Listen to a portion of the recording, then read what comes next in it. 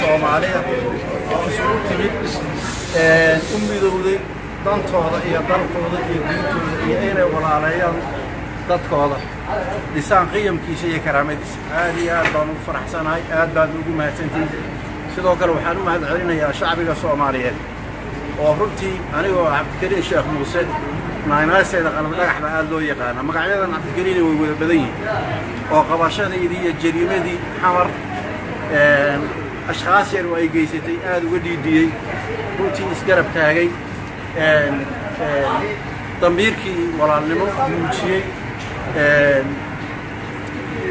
سوماري أردن بداية كنتي وحي هاي تاريخ لما إلا وأنا وخطوص إسا تدك سوماريات يروي هاي تد ولا لا إسكوتشيد إسكوتات إسكوتان كرابة وضع شيء سوماري جتشوجا لو يعض باب المندد يميت كتشوج NFD يميت كتشوج أشعة يكتشوج حلقة دير إيش كدير نبض عكسها أول صومالي وفكستون صومالي وكم يديسين ضمير ولا النمية صومالي وحيل كان خايبين أياي وعدو صوماليين وحيل سكدير أياي وعدو صوماليين وهل دين وهل ضلشوا وهل أمة سبب أي كرتي كلام نبتشوا وحي كدوري صدوران أكستا وعدو جود أي حاجة جود أي كدوري صدوران وحي كدوري صدوران إلهي ما بعيسى إلى كرتي ضي إيمان كودا كدوري صدوران وحي نقون دوران أمة قاعدة آية هذا يقيم كأمة هذا الإسلام نقون دوران هذه ما سنتي ولا ليال وحنحوشينا يا من نماذج اسكو دومنيدا iyo sidii loo umada Soomaaliyeed midooyinka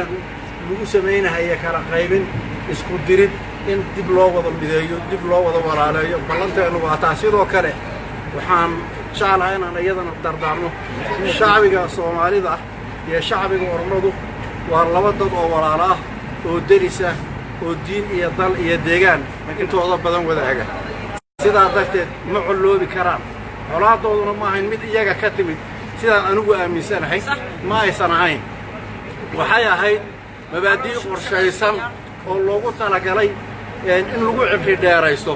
ilaa haddana way socotaa mishinkaas iyo shirqooladaasi waxaan filayaa inay weli socdaan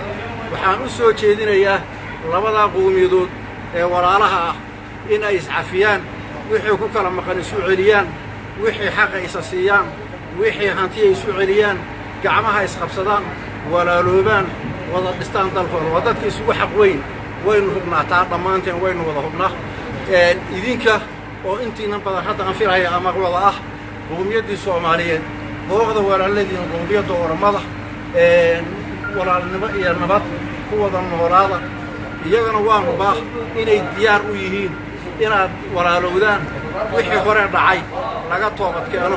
ilaahay loo soo noqdo aayaha ummadda iyo qiyamkeeda in la wada dhiso horumar la wada gaaro in loo soo noqdo inay diyaar iyaguna yihiin waan hubaa guulaysta. Assalaamu calaykum waraxmatullaahi.